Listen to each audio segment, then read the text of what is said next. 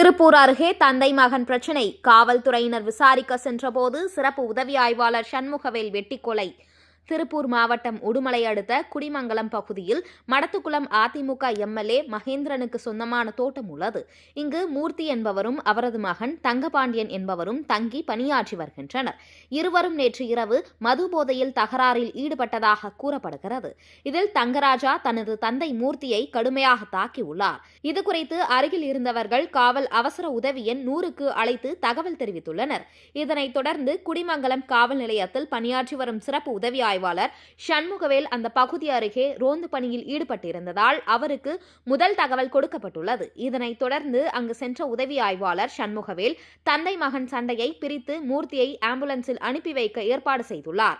இதில் ஆத்திரமடைந்த தங்கராஜ் நின்று கொண்டிருந்த உதவி ஆய்வாளரை வெட்டி கொலை செய்தார். உடனிருந்த ஓட்டுநரையும் துரத்தி சென்றுள்ளார்.